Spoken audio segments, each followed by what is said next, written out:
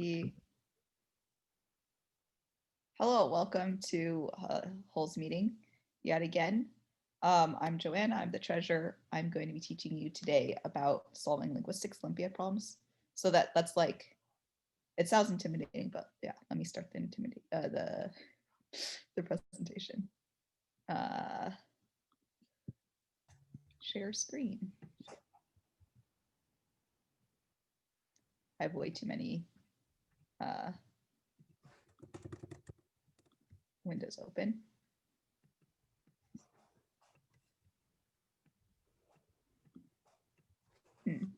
Interesting. Sorry, I'll be back. It doesn't like me. This is sad. When I like already started presenting the page, it didn't like that. So I'm just gonna share the Google Chrome page. Okay, Linguistics Olympiad Workshop. So a linguistics Olympiad, basically these problems are basically just linguistics puzzles. But I'm calling them linguistics Olympiad problems because these are puzzles that you can find. There's like these Olympiads that happen internationally.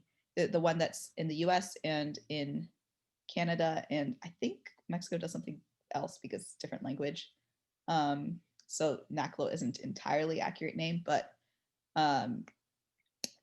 it has a bunch of these puzzles, and this is for high school students, and if they do well, then they could go on to the next level.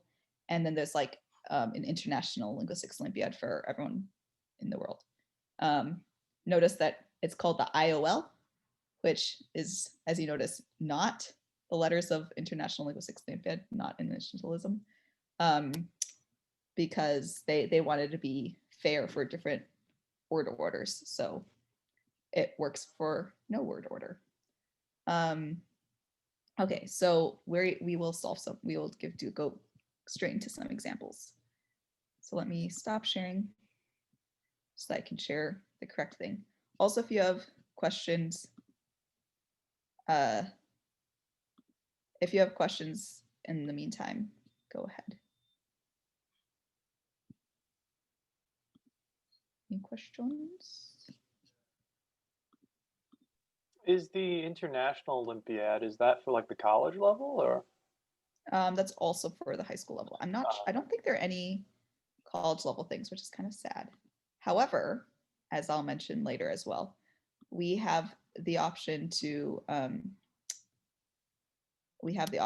write a puzzle if we want to, and we might be able to have our puzzle be part of the high school thing. So 2 weeks from now, if we don't get anyone else to speak, we can get Adam Hesterberg. He won the Linguistics Olympiad a few years ago, or several years ago, I guess. He's in the CS department right now, and he might be able to talk about that. But I have a slide on that later, so I'm not going to explain it all now. So here is this problem. So we're doing one that's sort of based in English first. The NACLO will do like linguistics of things that are like based in the English language. Some of them will be more computational, so it will look more like fancy or mathy or computer sciencey, but a lot of them are not. So does, like, as you notice any patterns that they might have, let me know. Okay, so the idea is you can, in some English, you can sort of put a ma in the middle word, like from The Simpsons, and you can, like, it's humans who speak English sort of might have some instinct of where that belongs.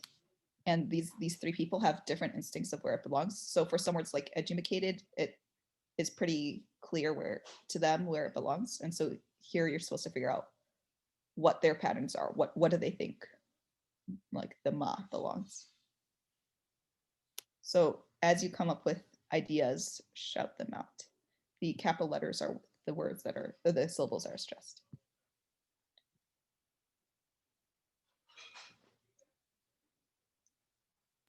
So the idea is we are like trying to fill in this box with these things. For Alan, would it be before the stressed syllable? There are multiple stress symbols, but Before the it does last, look like, yeah. yeah, that looks consistent.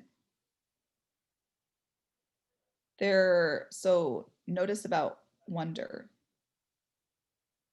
So it's what do you think he does with that?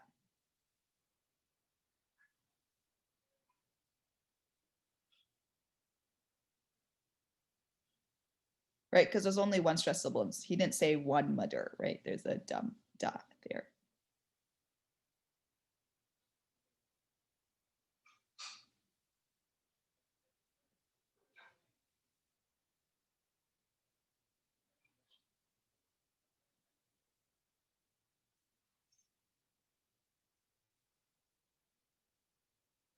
So these things are especially interesting for the 2-syllable words, right? Oh yeah, I guess it's true for oboe too. Was this just What? like weird for people because normally they put it between like an unstressed and then a stressed syllable, and this time they didn't have that opportunity, and so like they were kind of confused about how to incorporate it. Yeah, although confused might be like, as you, like they said, some people like for two-syllable words. Yeah, and less sure about the two-syllable words. So I mean, it's all, there's no like correct answer, right? So it's just like whatever they feel is right, but they're less clear on what they feel is right.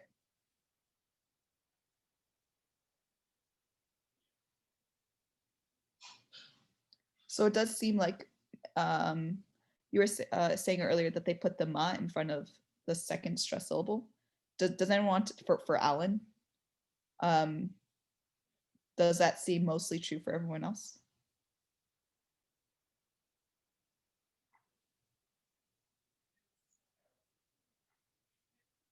So for all the syllables that, all the things that are more than 2 syllables long, I think that's true for everyone. If it's more than 2 syllables, the second stress syllable is always have the ma in front of it.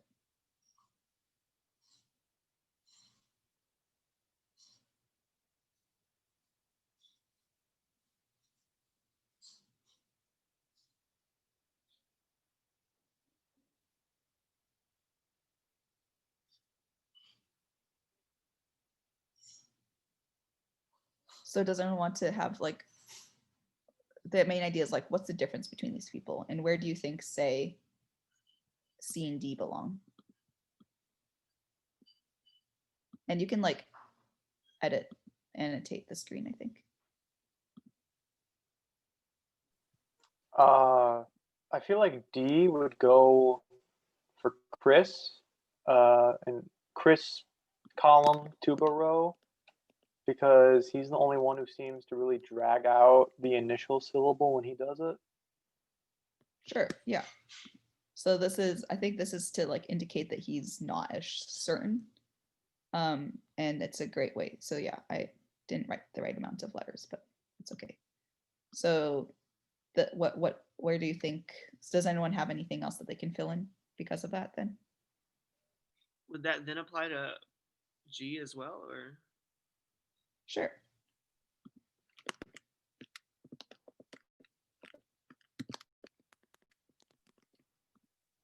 And then I think we can just put C in for the last tuba entry.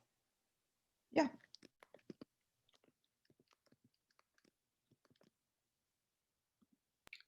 I'm looking at the two words for purple, purpamaple and purple mopple, and looking at the examples for wonder, Barbara says the whole word wonder mudder, and Alan does not. So I'm guessing that purple mapearl is Barbara, and then purpamaple is Alan. So it seems like Barbara likes sort of reduplicating some of the syllables, just like copying it. I guess it's not exactly reduplication because they're not next to each other. Okay, so all we have left is akamatet and octamatet.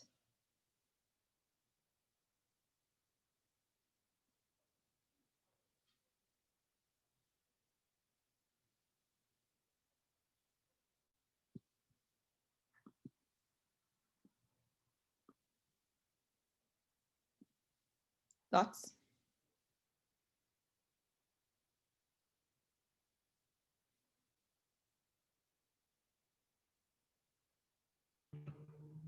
I feel like based on going off of what Adam said for purple, we could kind of deduce the same thing for octet and see how in B it's octamatet. So the start of the second syllable in octet is there. So I feel like that would be something that Barbara would say, but octamatet would be Alan. Oh, yeah. Great. Yay.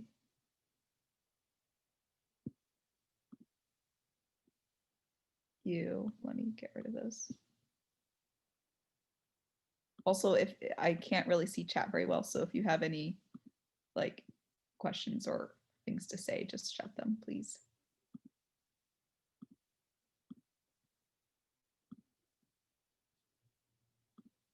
Oops, I'm a bad person. I'm Joanna. Let us screen share again. Okay, so that was the first part of the problem. So now you have to sort of like fill it in for these people.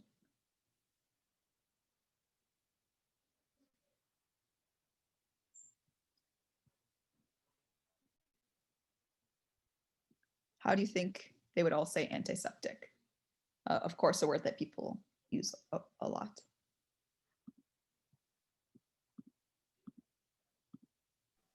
I feel like Alan would be pretty straightforward, like anti-meseptic or something like that. Okay. I think they'd all say it, right? Because sep is the second stress. Yeah.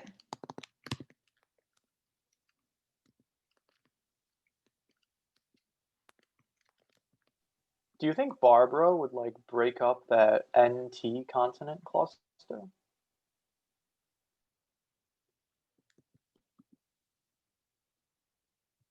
you want to look at what You throw up. Barbara said above? I'm Yeah. gonna pretend that that's not there. So do we have? So like for octagon, she said, I had it mixed up. It actually looks like Alan breaks up like, I think for captain, he breaks up the PT consonant cluster. Hmm. So like Barbara says captamatin, and then Alan says capamatin. Yeah. So I think one of the ideas is that for these ones that are like longer words, they are all pretty consistent with it, I think. So what do you think, so are people of the opinion that Barbara does say the same thing?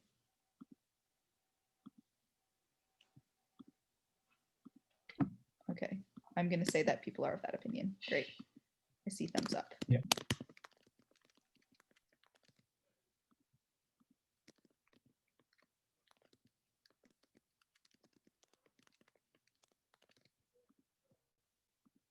Okay, Canada. Also, if you're bored and want to move on to the next puzzle, then you can do that too.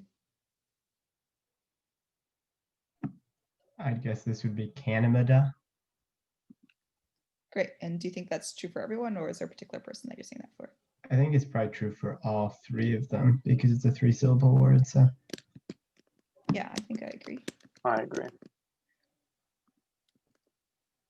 Almost forgot the ma. I noticed we haven't had any 3-syllable words where it's only one of them is stressed. That might be different, but they aren't asking us to do that. Yeah, they're not asking us to do that for anything. Okay, so Barbara says feudalism. Thoughts on feudalism for the other people?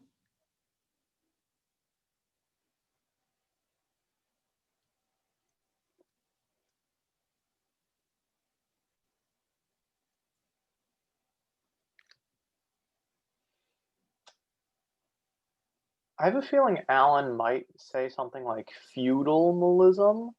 I think one of them in the above like box Ah, tended to like interesting. maintain consonant or that like the final vowel sound, something like that. Because Barbara just makes it into an right before the ma. So like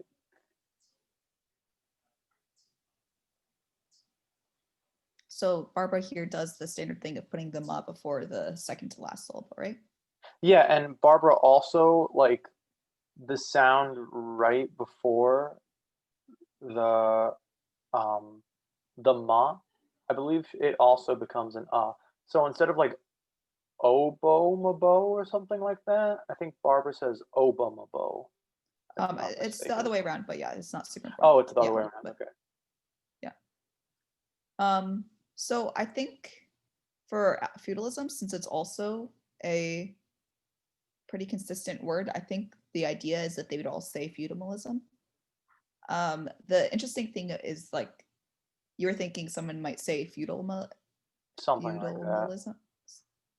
And I can sort of see that because feudalism does have like a stem, but I'm pretty sure if they're being consistent with their rules, which we're gonna sort of assume here, I think all of them with the things that are this long are gonna be consistent.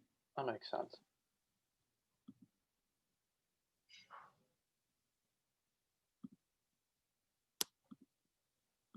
So I'm just not gonna fill that in. Okay, so here's are the two syllable ones: optics, party, table, and water. Yeah, I forget So which. one interesting thing to Sorry. what? Yeah. Let's scroll back up. Someone's definitely saying optimatics and somebody's saying optimics, right? Captain, capamaten, and captimaten.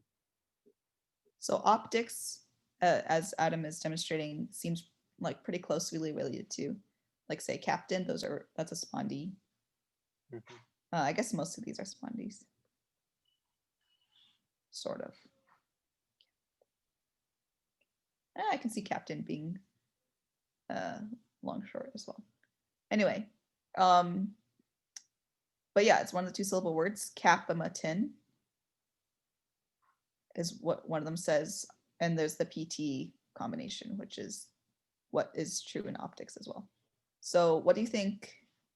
Let's do it right here because annotations slide anyway. Right. So what do we think Alan says for optics? I would guess optimatics. Just like capamatin, not captimatin.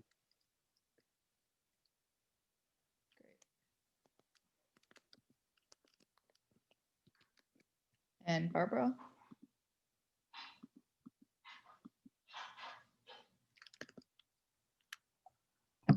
I'd probably Okay. say, oh, sorry, go ahead.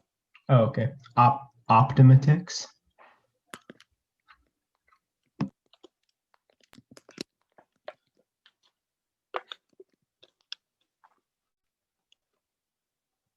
Yeah. Actually, I like that one. I think it sounds correct. You know, I think I disagree with Barbara for a lot of these. Like obo-mobo sounds weird, but I like optimatics more than optimatics. And Chris? Not sure. So I think we might try to figure out whether he is not sure or whether he has a hypothesis and is but you think that he's like absolutely not sure. Not sure. Or maybe he thinks the infix is realized as I'm not sure. Yes. I agree with the not sure because, like, well, captain, there's a consonant cluster or consonant followed by a T. That cluster, he's not sure for that in a two-syllable word. And then also an octet, the consonant followed by a T in a two-syllable word. He's also not sure for that one. Yeah. So as a counterpoint, he is sure about the consonant cluster MD, or not sure, but like he at least gives an idea for wonder. And for So purple. for purple, yeah. What did we say for purple? Purple. So do we have to like figure out what makes him unsure about this particular problem? That might be good, yeah.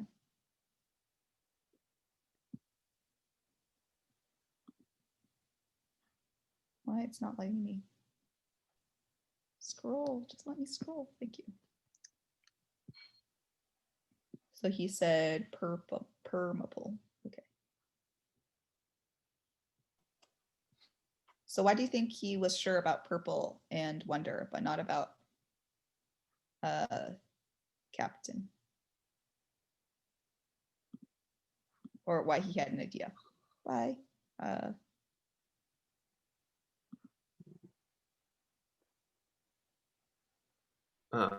And n are They're both sonorants, right?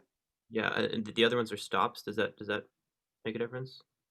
That's what I was gonna say. Because even if he tried to like sort of prolong the stop like he does with the sonorants, he wouldn't be able to do so, which means he's probably not sure for that reason. Okay, that's an interesting hypothesis. I would also say like PM is not like a consonant cluster that we like very much in English. Like if we had him like decide to do captain, he would say capmatin, and we just like maybe there's like maybe like what you're saying is like a good explanation for why we don't like in English, but like you don't have to use like it sort of makes intuitive sense, right? Like Puma doesn't like we don't like that, but R and M is fine, and N and M, well, a little more sketchy, is still sort of fine. So that's why I think that's why he has a question mark there, but he doesn't have a question mark for other things. And M is a little sketchier vowel combination or consonant combination. Okay, cool. Party, and then we've done this a little bit of discussing. You don't have to fill out all the bubbles, all the squares. Does anyone have opinions on like? So what do we think is the difference between Al and Barbara, and what do we think? When do we think Chris knows what he's doing? Do people know what Chris's rule is when he does do something? When he does use like do it for two-syllable words?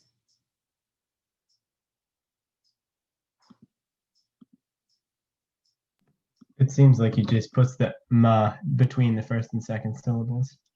Yeah, exactly. But then when he can't do that, then he won't. Do you want to fill out the whole thing, or do you want to just sort of like discuss J3 and then like say we would probably be able to do J2? Okay, let's just finish discussing J3 and then we can fill in J2 if you want.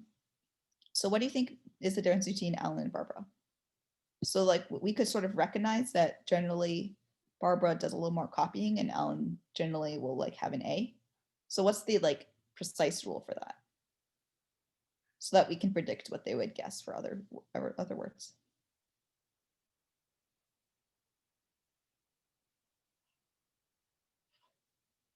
I'll go back up here.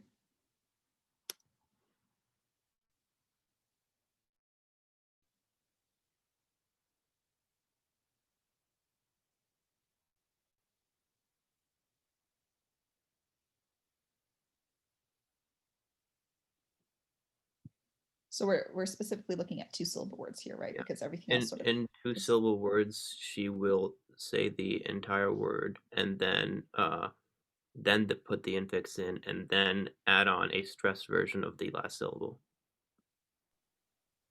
Whereas it looks like Alan, instead of saying the second syllable of the two-syllable words, just like after the initial consonant of the second syllable, just has an ah, an ah.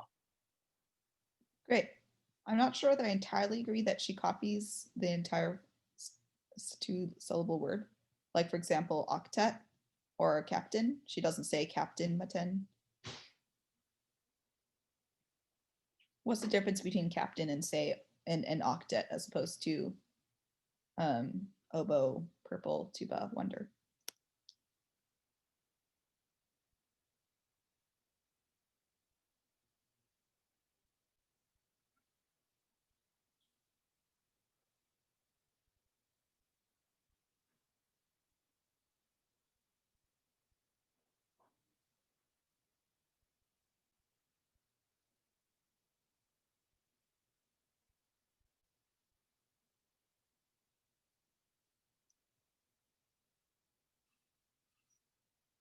So I guess I'll point out these ones are the ones where she doesn't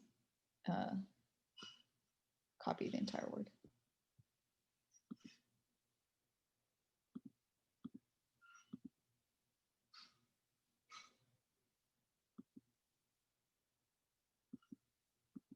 So I'm not. I sort of threw us in here without like explaining what we were doing, I guess. So like our like the idea with this puzzle is you notice patterns. You sort of generally, if you can get like a pattern that seems to be linguistically justified, then it is often sort of, oh no, bye. Often one that will do.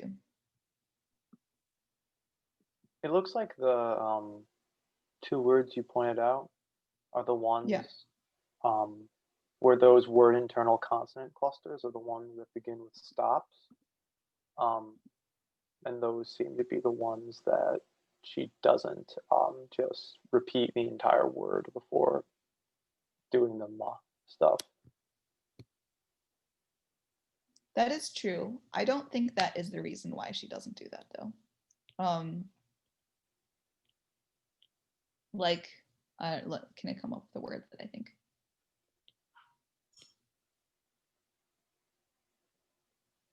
Like octo, I can't think of an actual English word, but octo is a word.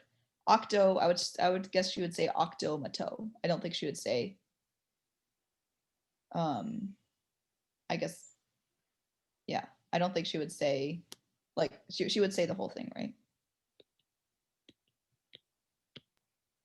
What do you mean by whole thing? What else? So she says octomato, so the entire first word's at the beginning. What about even though there's a actor? constant customer. Yeah, good question. So what do you guys think that she would say an actor? Do you think actor mater or actomater? Maybe it has something to do with like the last consonant sound in the word. So I think, yeah. NM is kind of awkward. So captain mitten would be like, I don't really know how to express that. Yeah, I think I agree with that. Yeah. Great. Next puzzle. Any questions before we go on to the next puzzle about like the general idea of what we're doing here?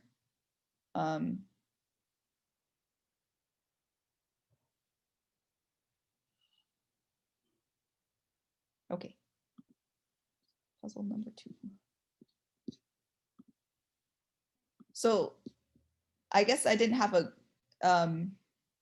so basically the rules that we have, we want to choose them so that like it makes like sense that it would happen, and that's sort of subjective.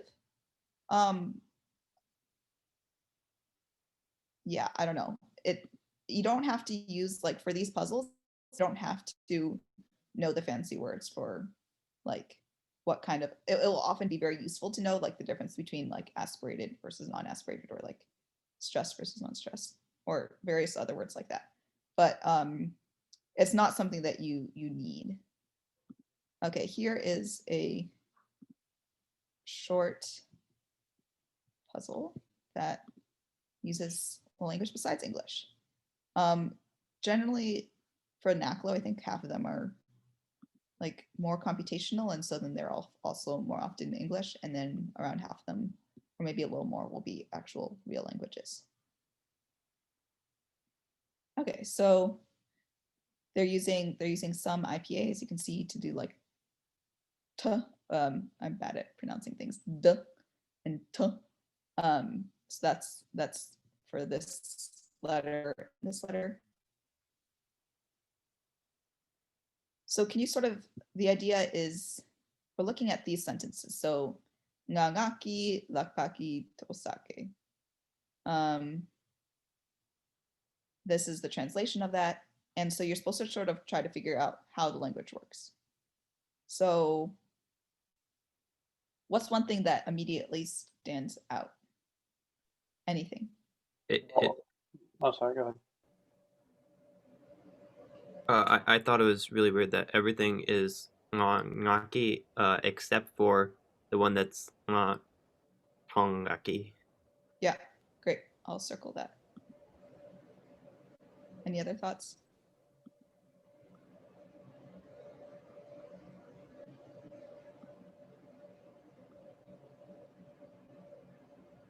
The two sentences whose verb is to walk both end with an oke.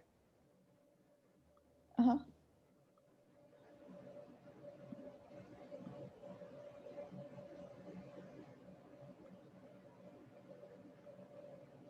So what do you think that might mean? That at least the first person present singular for to walk is oke. Yeah, Definitely agree with great that. And hypothesis. I was looking more at the tongaki one, and that's the one where he doesn't say my, so I'm guessing naki is my. Okay. I also see lenke for the two sentences whose verb is to sing. Great. So let's.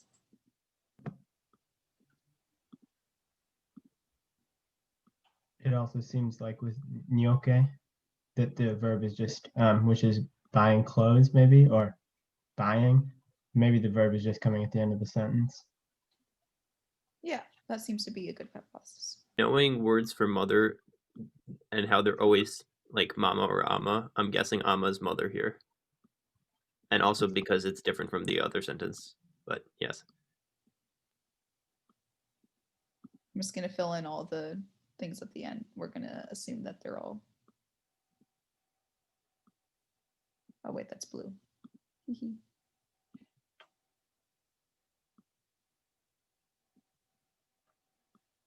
Great. So that's a great. So one of the great things for puzzles like this is to notice, have like one word that you can sort of figure out, because otherwise we might not know like what part is rice or with or my or hand.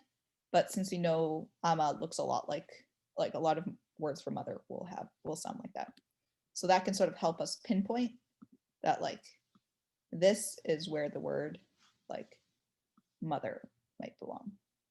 So then we might guess what word might be for sister or legs or voice or dog or money or hand. And this might not work entirely, because what else do you notice with these sentences? They're all using the word with, right?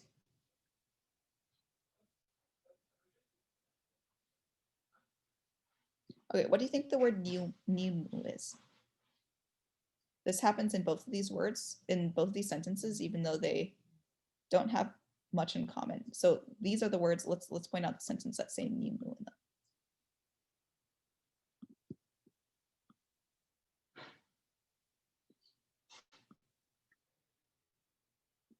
Could that be like It could be like a commutative, like in all those sentences, they're being like accompanied by a living thing, like a dog or a mother or a sister. Great. Yeah. So this is a different kind of the word with, right? So this is pointing out that we're doing the commutative, as you said. So basically with, where it's like you're doing it like along with them rather than like using them. So like here you're eating it with your hand. It's not like your hand is along the ride, you're using your hand. Great. Oh, and also you can look at B1 and it says two of these are going to use the word nimu. So which ones do we think these are? We can fill this out right away.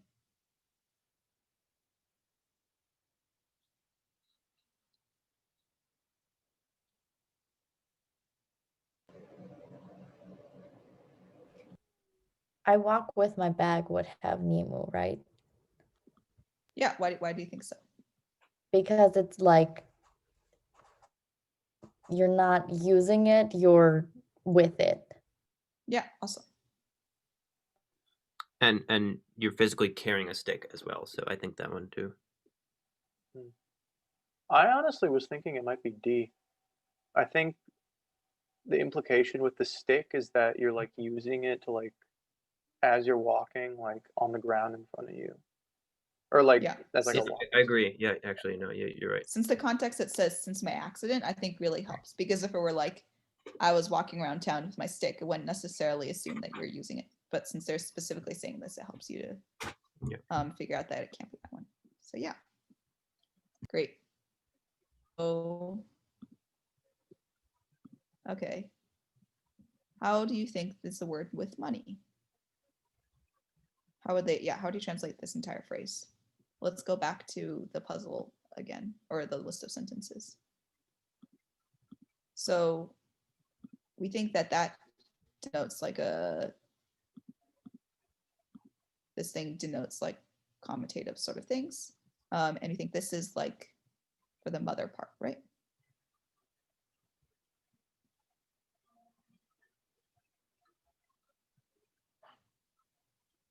So what do you think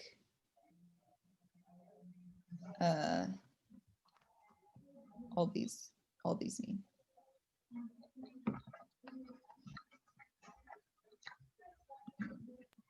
With money would be dongaki, right?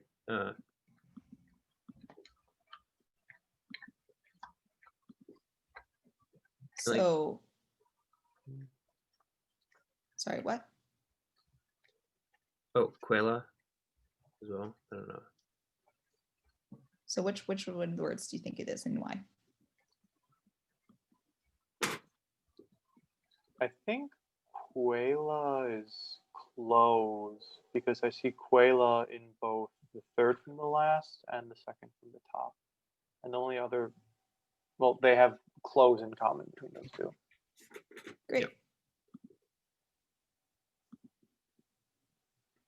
So, yep. So how do you think, so this is with money. How do you think you would say with money in sentence D?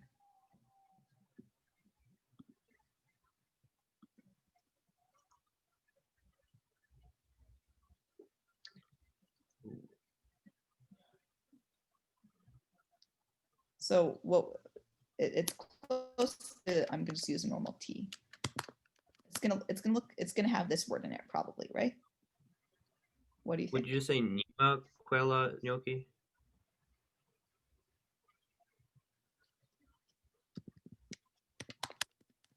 So what's your justification for what word of the, Oh, I'm stupid.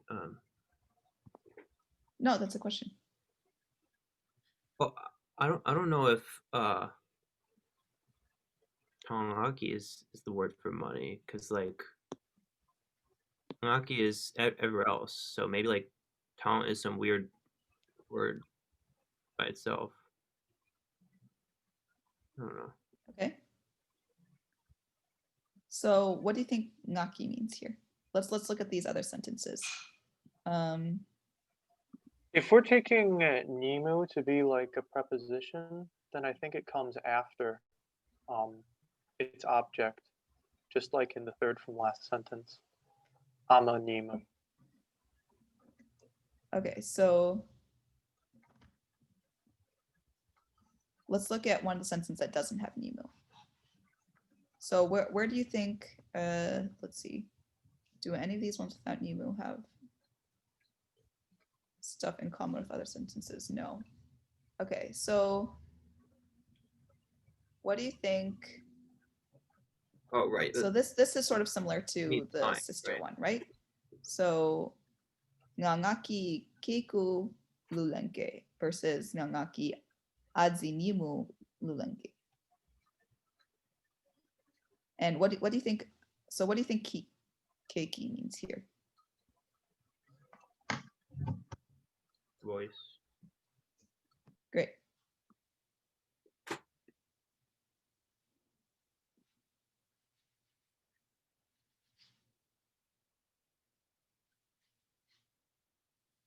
So I guess the pivotal question is, do you think the ngaki there's like a ta that's a prefix to it, or do you think tangaki is its No, own no. separate word? Looking at the things, I mentioned this earlier, but forgot that everything else has mai. So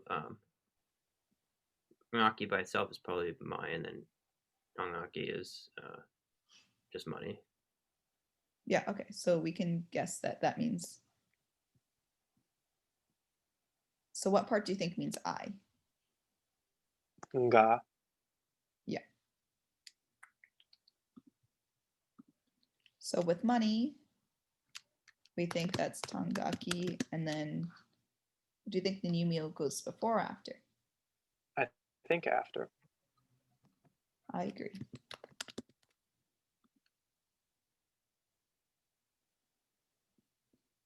Let me scroll to see whether there's other stuff. They're just using these squares so that you can translate things. So what do you think I eat rice with my sister?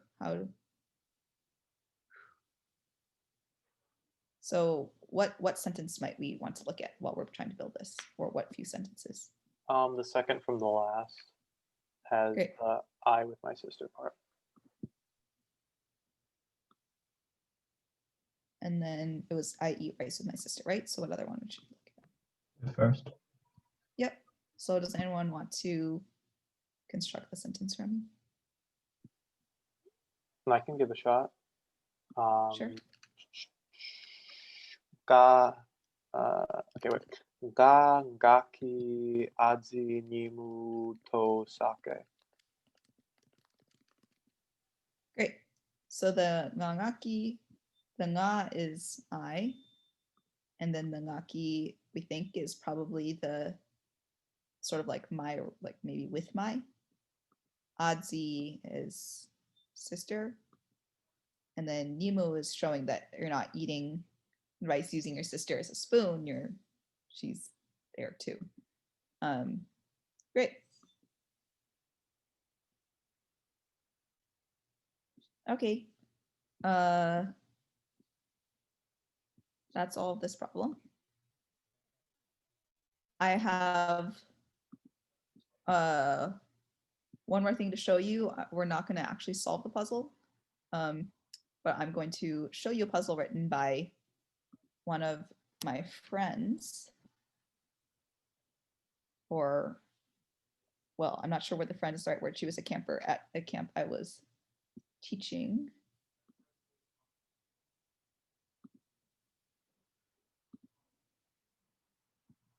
Still in my downloads. Everything's fine.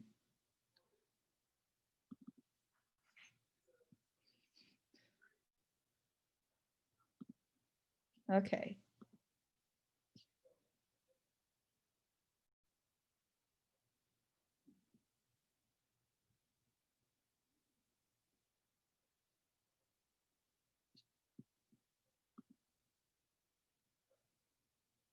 Terminal wants to verify. Basically, the idea was it's a puzzle that looks at the Chinese writing system. So actually earlier I was saying, proposing talking about the Chinese writing, the Mandarin writing system. And it's actually a very interesting writing system. So let's look at the puzzle. So here is, since this is like what she made, right? So it's just like, this is like the idea of how you might write a puzzle is. So you'll come up with some information. So like by the end of that last puzzle we did, we sort of figured out how to write languages in that language you've never seen before, Yolmo, right? And now you sort of know how you could form some sentences. You could say some basic sentences. Like, given these things, you could say like a decent amount of things. And oh, I'm not sharing that page anymore. But basically, you can show a lot of you can say a lot of new sentences, and you know how some like one aspect of the grammar works like quite well. So you generally for puzzles you'll like zoom in on one particular like grammatical interesting thing about a language. So, or it'll be like pretty generally about the writing system. So this is a writing system problem. As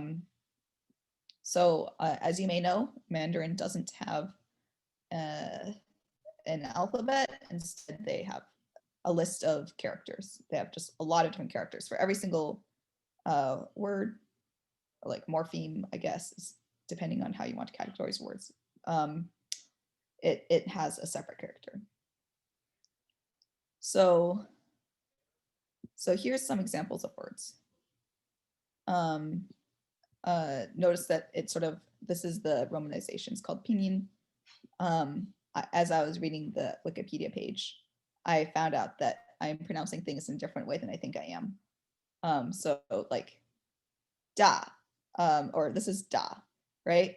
To me, it sounds like I'm saying D, but apparently it's a T, it's an IPA, it's a T. T's in here are T's with aspiration. So here's the writing system. How, like, notice some patterns for me, please. Do you see this is the word, this is how it's pronounced, and this is how what its meaning is. Are the numbers for the tones? Yes, so the numbers, so this, yeah, there's the explanation here of some pronunciation and romanization. So so this rising tone is this, I'd pronounce this bai. If I were to pronounce it in high tone, would be bai. Again, 2 would be bai. 3 is bai, and then 4 is bai. I don't think tones matter super much to this problem, but it does matter when you're actually pronouncing things. I'm a little confused why the two things with Jian 4, how come they don't have the same symbol somewhere? Yeah, so a lot of characters are pronounced the same way. They mean different things. They're pronounced the same way. They have different writings. So like, I don't know, like the word that would be transcribed into IPA would sound the same. Like homophones, they sound the same, spelled differently, mean different things.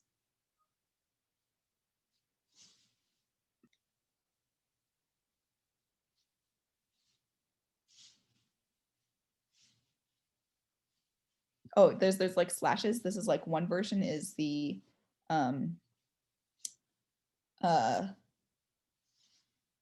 simplified version. This is like how the words originally written, and the writing system went through a pretty organized change. It's not like normal language change. They decided we are going to make these words simpler so that they don't require as many strokes. You can see that the Yi1 symbols are the same. Yes. Um, Okay, so okay, sorry. Oh, sorry. Is there supposed to be a slash between each of the two symbols on, or between each set of two symbols on the second from the last column? Yes, sorry. Yeah. Okay. In that case, it looks to me like one character for one syllable. Yep. Mm-hmm. Okay, so I'm just gonna basically spoil the problem since the idea is sort of like how to write a problem, sort of vaguely. But I also want to tell you guys about the writing system.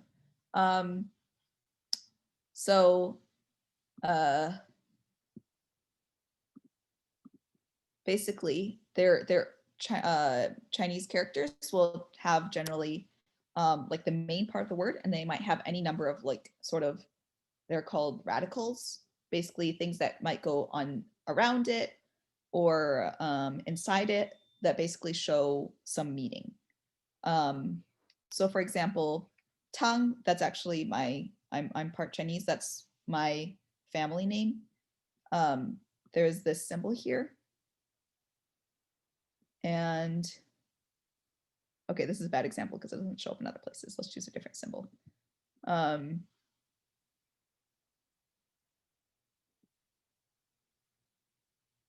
Wow, they're really not repeating that many symbols right here. So tongue, this symbol here, this is a water radical. So it means it's something related to water.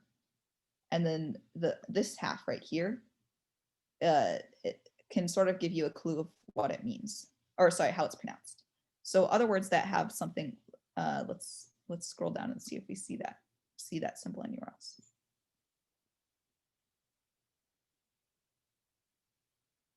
Right, so here, this is pronounced chong. So it's this one. That's very similar to the word tongue. So, and it has a different radical though. That one means something related to dirt. So basically they're made out of all these things, and to write these puzzles, you have to provide enough information that people can actually not get lost. So generally they'll like have one hook that can like sort of can build off of. So like maybe one radical that shows up in both in two different words, and then you can sort of tell that they're related. So or you can maybe look at pronunciation. So look, maybe this is the hook that she was intending.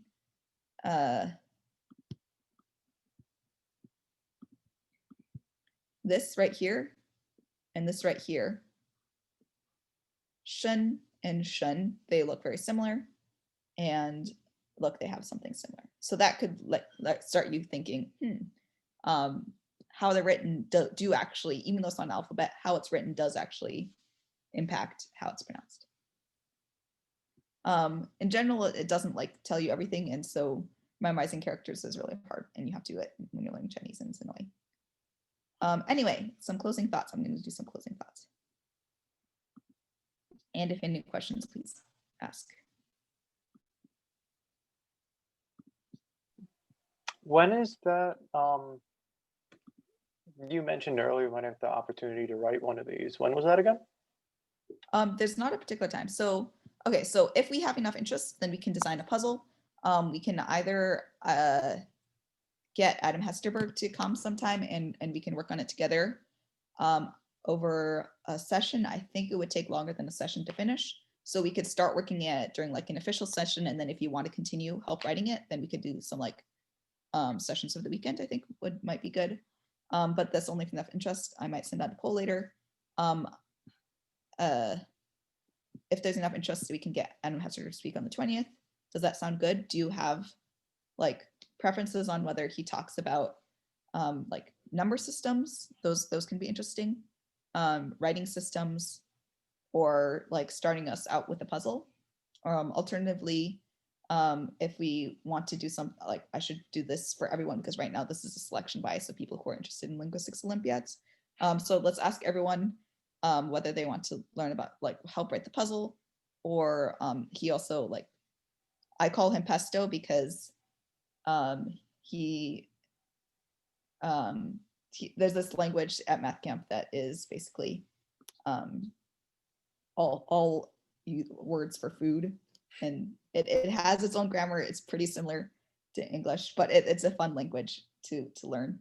And yeah, anyway, but like preliminary, are people interested in writing a puzzle? Like how many people want to actually do that? I'd be interested. Okay. Yeah, that could be fun. What? That could be fun. Awesome. Okay, great. If we have like, this seems like enough people to maybe do this. Does anyone have much experience with these puzzles? Like that's totally fine if you don't, but it'd be like, if you have any experience, that'd be extra awesome for, okay, cool. Awesome. We now have experience though, so great. Yeah, that's basically everything. If you have any questions, feel free to ask me. Also, I found a meme unrelated to the conversation we were having that I wanted to include at some point. So here. Anyway, do you know like the basis of this joke is like a standard chemistry joke? Okay, cool. This is a good meme and it got me some Reddit karma, so thank you for that. Okay. There's another version where the second guy dies. Yeah. So that's it's like a parody of the that one, yeah. Yay. Oh. So I was thinking when you write a puzzle, I think it might be fun to do write a puzzle based on the language Ho-Chunk. It's an indigenous language indigenous to where I live, Milwaukee. And there's like very few people who speak it, which makes it good for puzzles like this, because if you know the language already, it makes a lot less interesting linguistically to solve, because then you can just like, oh, I know the translation.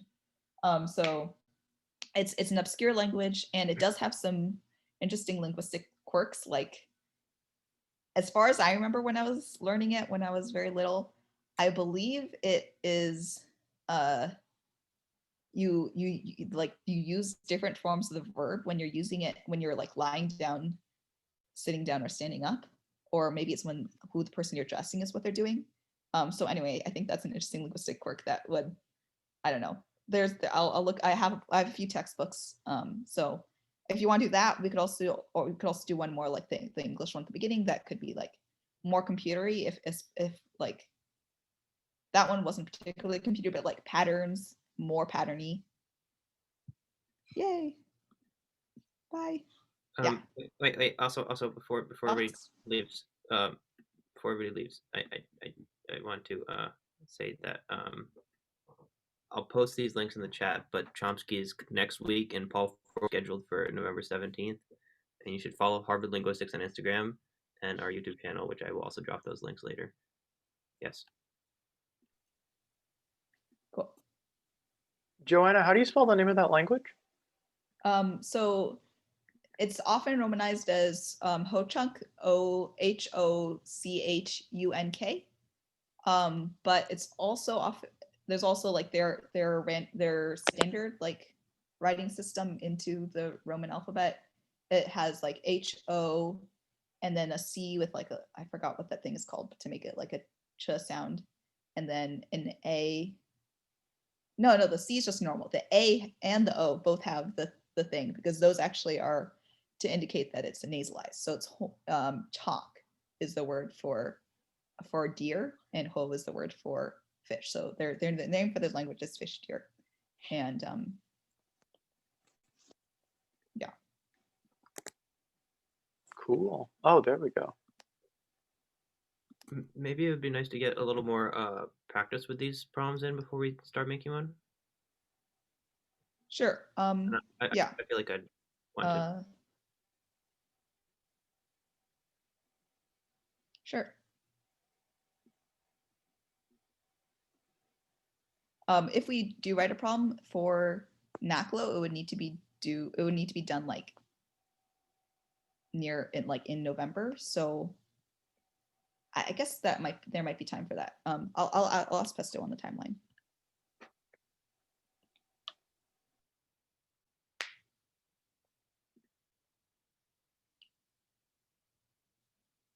But I think Pesto has a lot of experience doing this sort of thing. Like when he was a high school or a college freshman, he was the main person in like the linguistic Olympiad was in the US, and he was like the main person to run the thing, because he was the delegate from the US. So I can't imagine being the main person running an international thing on my, yeah. Anyway, I'm entirely done. I'm just rambling now. Bye.